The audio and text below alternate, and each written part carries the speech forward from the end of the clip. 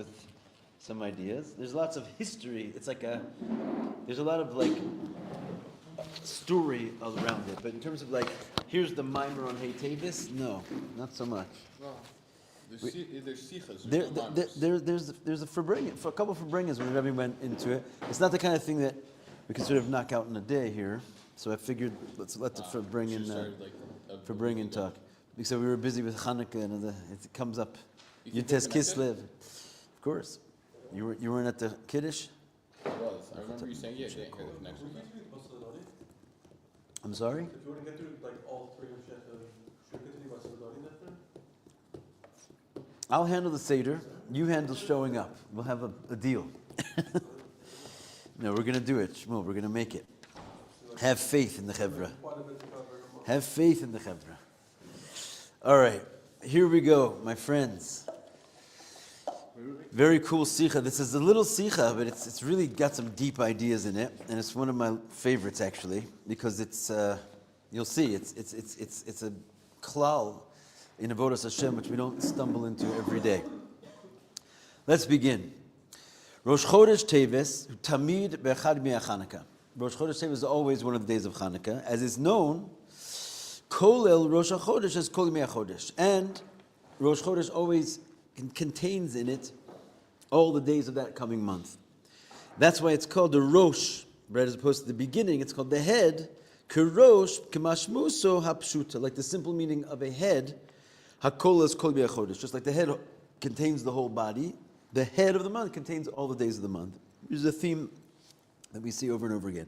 V'lechein muvan shekol yemei chodesh teves hakluim b'rosh chodesh kashurim l'Chanukah. Therefore, it must be that all the days of Teves must have a bit of Chanukah inside of them, since Rosh Chodesh Teves is a day of Chanukah. So therefore, in the head of the month of Teves, it's already a Chanukah month, right? Because the entire month is inside the head.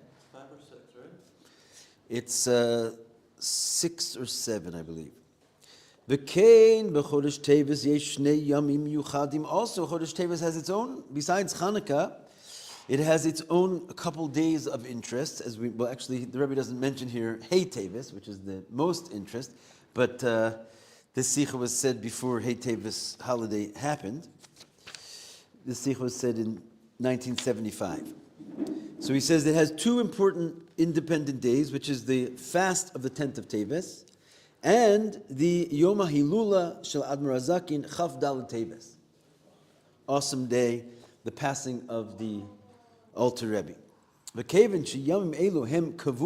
Since these days are fixed inside of this month, it must be that the whole essence of Tevis is connected with these days. In other words, and vice versa. Whatever is going on in those days, whatever they represent, and the teaching of those days, it also must be concept which brings out what Tevis is, and Tevis brings out the concept of what those 2 days are. As we've spoken about many times, that if a holiday falls out in a certain month, is it already like an automatic connection between the concept of that holiday or that special day to the flavor of the month? L'gabe chodesh Tevis Omer Chazal. So what does Tevis really have going? What's the spiritual, mystical dimension of Tevis? We find from actually the Megillah, right? There's a pasuk that says, "V'tilakach Esther el hamelech Achashverosh b'chodesh ha'asiri hu chodesh Tevet." Right? It says in the Megillah that Esther was taken to King Achashverosh in the 10th month, which is the month of Tevis. We're in the 10th month, Mazel Tov. Okay. And what does Rashi say over there? That this is the Yereach Shaguf Nena Min Aguf. What is unique about the month of Tevis is that it's a month that one body benefits from another body. The coldness is as strong as it can possibly be. This is officially the coldest month of the year. It comes with a few other months attached to it. It's called Tekufas Teves. There's a whole period of the year which is named by the month of Teves, which includes other months as well. But the month of Teves itself is the coldest of all the months, according to Torah. Spiritual as well. As Rashi says, that why does one body benefit from another body? Because of the cold. right? So in this month where Esther happened to be taken to Achashverosh, this is when they were together for the first time, it says that there was a certain benefit in her being taken to the king in that month, right? She was chosen from all the maidens in the entire land. What did she have going for her besides that she was a tzaddikus and the wife of Mordechai? But she happened to be, by Hashgacha Pratis, taken to the king in Teves, where it's freezing cold, and therefore one body benefits from another body, and therefore she sort of had a special liking to him. Rashi says that it was like he was favored because of the warmth that she provided. Kol inim begashmius novea miruchnius. Everything, as you just mentioned, physically has a spiritual, flows from its spiritual counterpart. Ubinyanenu, regarding our situation, hakrirus b'chodesh tevis begashmius. Why is it so cold in the month physically? Nigremes, it's caused midei shatakufa zu ein hashemesh havaya. There's no such thing called shemesh havaya, right? Basically, it's the idea of shemesh umagin havaya lokim. There's this idea that the shemesh, which is the sun, and the magin, which can also mean in this context like a shield around the sun, right? Which is essentially where the edge of the sun. So the sun theoretically would go on forever. What stops it? That it has like sort of a radius, a diameter that it just like doesn't go on forever. There's some kind of a force keeping the sun from filling the entire universe, and we call this the shield of the sun. And it says shemesh umagin havaya elokim, and then it's very conveniently told to us in the Tehillim that the shemesh is like the Shem Havaya, and the shield which holds back the shemesh is the Elokim. Shemesh umagin, the sun, and its shield is Havaya Elokim. So we see from here that the sun is a metaphor for the Shem Havaya. And since in the month of Teves, it's the coldest month, that means the Shemesh Havaya, the sun, which is likened to the Shem Havaya, right? Ki Shemesh umagin Havaya Elokim is not shining so much. Right? Ein me'ira begili be'olam. It doesn't shine so much in the world. It's the darkest, coldest month. Which means that instead of seeing the shemesh, you see the magin, right? You see the elokim. You see that the sun is concealed. You're looking at, instead of godliness revealed, you're seeing godliness concealed. It's cloaked in garments of nature. Ma'alim mastirim osa, which conceal the godliness in this month. That's why physically it's cold, therefore spiritually it's cold. Ki yedua, as it's known, Zrichas hashemesh bechazaka b'chodshei hakayetz hi simen la'atzmas ha'or ba'achom shel kedusha. When it's summer, conversely, that we find that the sun is shining strongly in these months, that is also a symbol of the heat of kedusha, that it's like fiery hot with godliness. Shel shemesh havaya, right? The shemesh of havaya and the godliness is shining in the summer. Umashpiim az ala olam, and it has its effect on the world. V'lechein kal yoser la'avod es Hashem b'chadashim elu me'asher b'chodshei hachorev. Therefore, in general, it's easier to serve God in the summer than it is in the winter, right? It's like a cloud. Really? Yeah. I mean, look, everything has its. It wasn't hard enough in the summer. Everything has its zeh lu'umat zeh. In other words, has like sort of a counterpart where we see there's certain benefits on each side and certain disadvantages on each side. For example, when the sun shines, there's a lot of gilui in the world. There's a lot of gilui of avaya, but there's also, it's warm and people are more frivolous, so we have to sort of strengthen ourselves because of so much light. But it's like the difference between the test of being rich and the test of being poor. Each one has its challenges, but it's generally better to be rich in a sense that you'll stave off those challenges than be poor. Even though by MS they say that the challenge of poverty, maybe even a challenge of wealth is even more difficult, but it has its advantages. In any case, the sun shining in the summer shows on godliness being revealed more, and therefore makes it easier to serve God. But specifically because of this, there's a special quality of divine service that you can only access in this month. There's only 25 days left. You got to realize what is available for us. It's like a passing window of a special type of avodas Hashem you can only do right now. He's going to explain. Specifically because there's no sun shining, there's a special quality in the month of Tevis, al pnei hachadashim achim, on all other months of the year. That's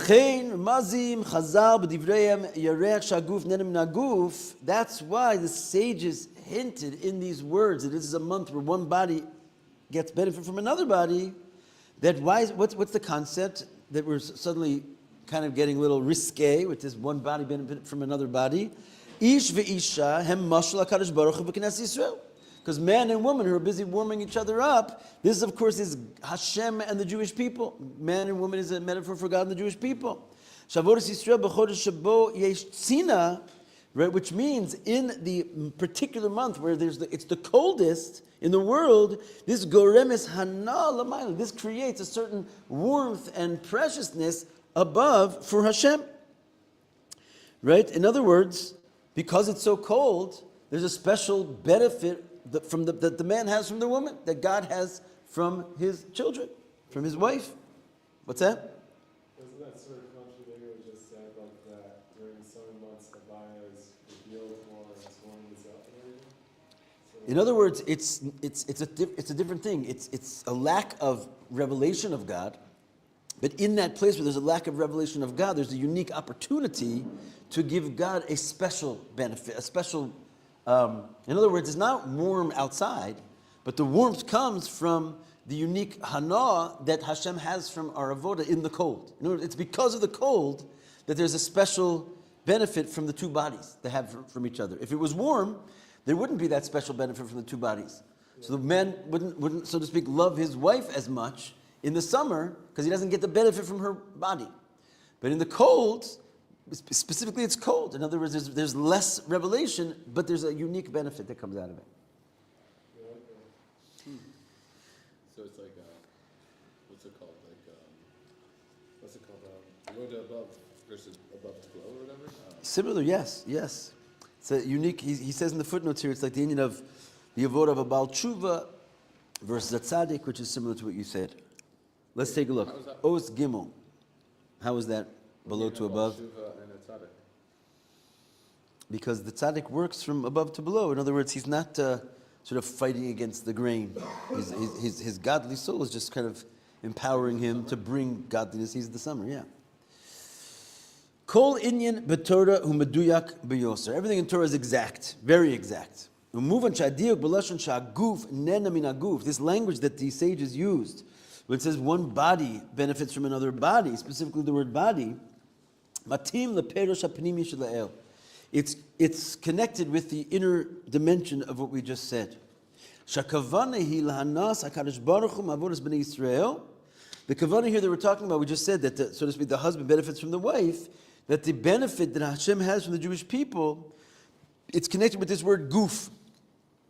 Ki hana l'mayl mavoda b'chodesh teves hi davka migufo shel Yehudi. The pleasure that Hashem has in this month from his wife, so to speak, the Jewish people, it's specifically from their guf, from the avoda that's done with their guf. In other words, you have a body and a soul. And there's a unique offering that you can give to Hashem, uniquely in the month of Teves, by the way, which is a specific offering from your guf. And not only that the offering that the wife gives, which is the Jewish people, is from our part of ourselves called the guf, but also the pleasure that the husband has is a pleasure which comes from a level of elokus called the guf of Hashem. So to Hashem, as it were, also has like a soul and a body, right? And the soul of Hashem, we're going to soon see, is sort of like his chayis and the life force and the orein sof. What's the guf of Hashem, therefore? It comes from even what's the source of the chayis and the life force, which is essentially Hashem's essence, right? So the guf of Hashem refers to a very high level of godliness called his body, and the guf of a yid refers to a very low level of him, which refers to purely his physical aspects and nothing spiritual about him.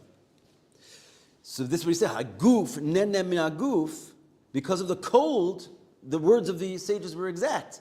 The body above benefits from the body below, specifically the body. Hezbolakachu. Let's explain a little bit more in the Rebbe's words. Kol misrachesh ba'olam gadol kashal avodas ha'adam shu olam katan. Everything that happens in the big world out there, the big wide world, it all is connected with the avoda of man, who's called the little world. So it's not just stam happens to be cold, right? It actually happens to be cold out in the big world because of a certain avoda that we can do with our own little bodies, the little world. The summer months, when, as we said, the sun of Havaya is shining openly in the world. This is primarily what we call the avoda of the neshama. We're going to learn something. If you learned ayin base, actually he brings here from samich vav first. If you learn samich vav, which we just had a siyum on samich vav, maybe you can enlighten us a little bit. What's the difference between the avoda of the neshama versus the avoda of the goof? It's two different types of avoda, right? He talks about Moshe and Eliyahu Hanavi over there, right? Yeah. What's the difference between the avoda of the neshama versus the avoda of the goof? There's no biur. There's no birur. The avoda is menela, like the neshama comes in the body. It's so powerful, it's not limited by the body.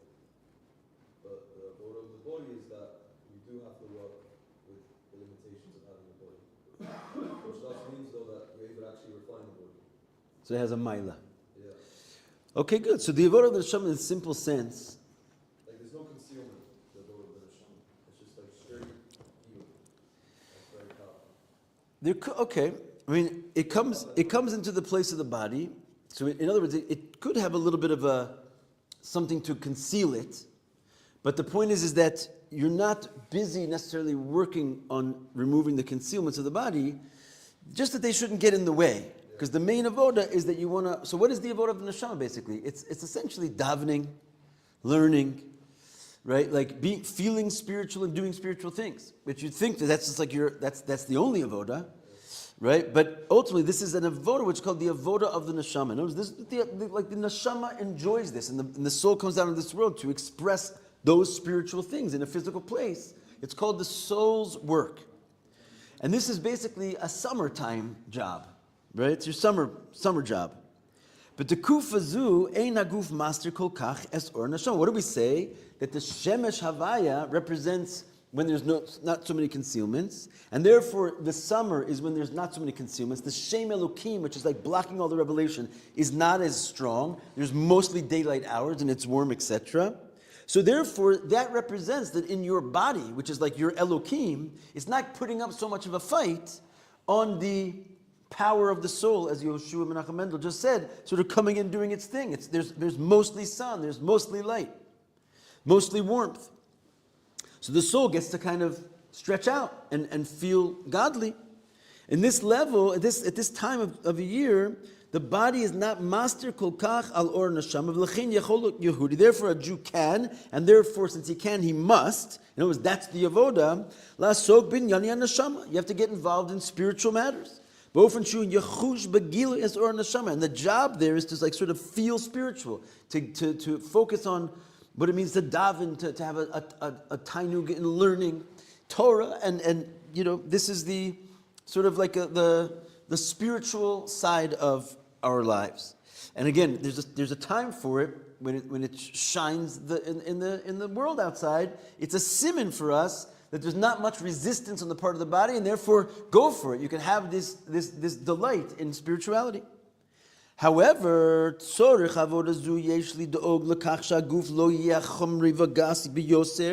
I was trying to point out. It doesn't mean that you could just forget about the body entirely. There is still a shield to the sun, even in the summer.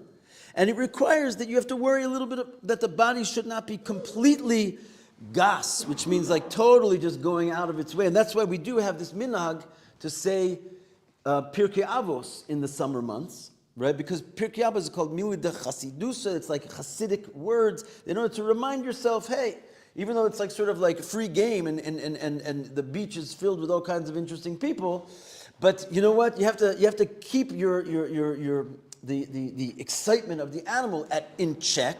Let's learn a little Pirkei Avos. Let's remind ourselves who we are. But the avoda is not to, so to speak, sit there and work on your body. It's just to make sure your body doesn't get in the way, because you have this power at that time of the sun, which is your Havaya inside of you, which is ready to go and shine, just make sure that the kelim are not so coarse that they're going to stand mamish in the way of that flow.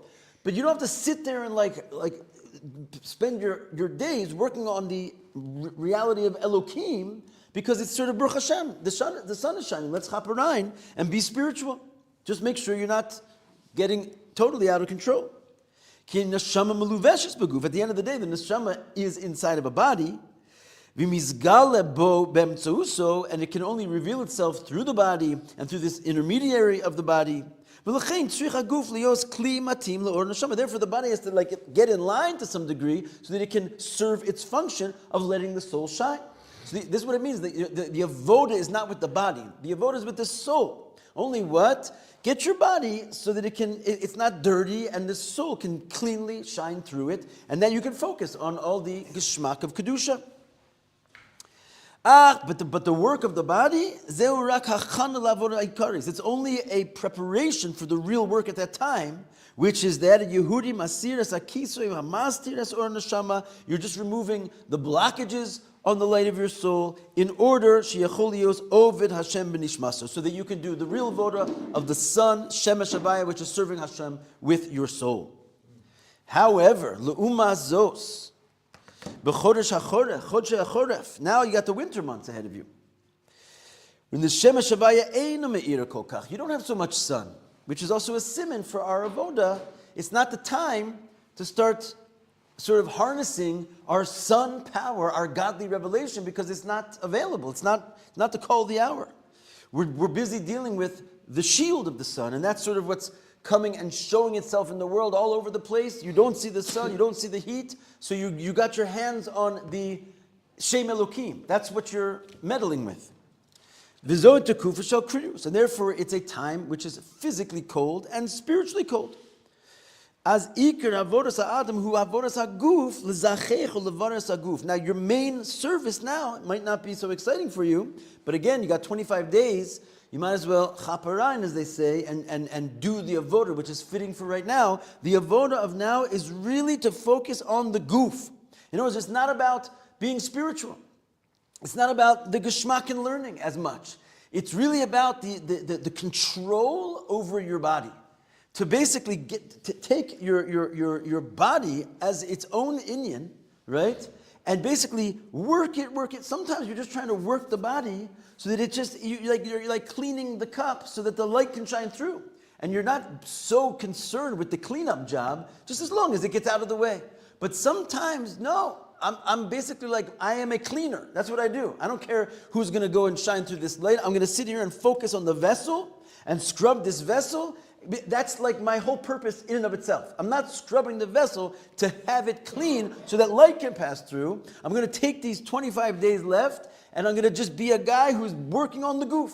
Right? This is like, the object here is not that you should have a geschmack in learning. No one's saying you have to remove those things. They're automatically removed. It's not the time when the Shemesh Havaya is like sort of having its day. It's a time of Elokim in the world.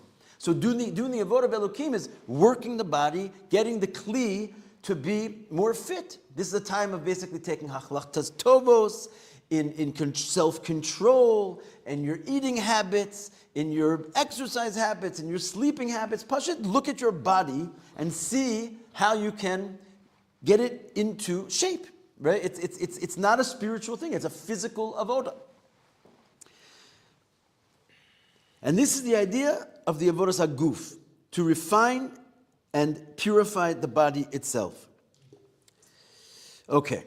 V'chodesh ha'choref atzmam yesh hevdo ben chodesh tevis leben shar chodashim. In the winter months themselves, which is generally a time of Elokim, being more pronounced and prominent, but there's still a difference between Teves and all the other winter months, the Tekufas Teves versus Teves itself. In the other months, yesh ma'at chom ba'olam. There's still a little bit of sunshine.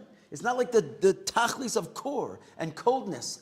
So there's still a little sun shining, and therefore zichok haguf novea migili or neshama. And therefore, even though it's still the winter, and therefore even though we're still kind of working on the body, but there's two different ways of working on the body. You can work on the body from a lift me up and a pick me up from the work of the soul. In other words, the refinement of the body comes from a flowing level of light from your soul, right? That's one way of getting the body to work for you. In other words, that because of my davening and because of my learning, that's going to aid me in my refinement of my body. But that's good for the winter months, which still have a little light and a little heat. There's still a little bit Shem Havai in there to help you with the service.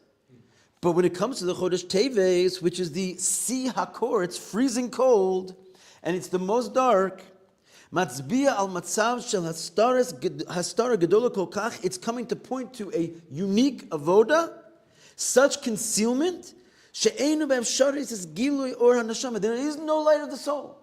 The whole pick-me-up of that can aid you with your soul's shemesh, a little bit of warmth and heat from your soul. No, the world is telling you, the world outside and the world inside is telling you, that's not for now. You'll get back to that when it gets warmer. Therefore,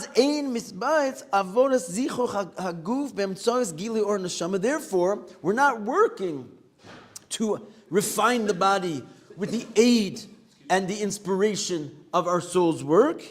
Rather, it's just body work. There's no inyan to basically get a pick-me-up and a spiritual aid in the avoda of the guf. Rather, it's just pure gashmias, right? Like pick yourself up and do it on your own without any assistance from your spiritual life force. So basically, we have these two ideas that when it's winter, we're generally heading towards an avoda of the Baal Tshuva, avoda of fixing the body. But all the other winter months besides Teves, there's still a measure of the soul's revelation to help you. There's still a little bit of sun. And in this little tiny corner of the year, there's no revelation to help you. All you're doing is the pure refinement from the guf's own perspective. In other words, like if you've ever, there's a kind of like no pain, no gain idea in exercise and in certain areas. Like, sometimes you can actually get a certain hana from the difficulty of the work itself. Sometimes you're doing a difficult job, but like you sort of feel like you're gonna have an ice cream afterwards. You're gonna give yourself a treat. You're like supporting the difficult work by having like a leg up in aiding you to do that difficult, no stopping type of level in yourself. But there comes like a certain zone where you're not looking for any handouts. You're just gonna deal with the difficulty of the work itself, in and of itself, as though that's the whole tachlis. You're not trying to get anything from it other than the work itself. It's just like that moment of like intense recognition that the body needs healing and the body needs uplifting on its own. Rabbi, Yeah. Why we subdue this the spiritual side, but it's still there, right? It's still, No. It's not. It's not there because what we're saying is that this particular month is called a month which is there's no Shemesh Havaya, right? The Hashem made 1 month out of the year where He made it that it's like you get to the bottom of the revelation. So anywhere you go from either side, there's some light involved. But there's like one point, which is the bottom, which is represented by 0 light involved. What does that represent? This tachlis of cold. It shows us a different type of avodah needs to be done at this time. Rabbi, it's Yeah. not cold, that's freezing. We're talking about freezing. Baruch Hashem, we live in a part of the world where you don't necessarily go visit the Alter Rebbe around this time of year. No, but it's the coldest that it gets. As far as time, we're out of it. But please, someone remind me tomorrow. We're going to have to go into footnote 16, which explains this in a much deeper way. This concept of the 2 ways of working on the body. How about Shabbos?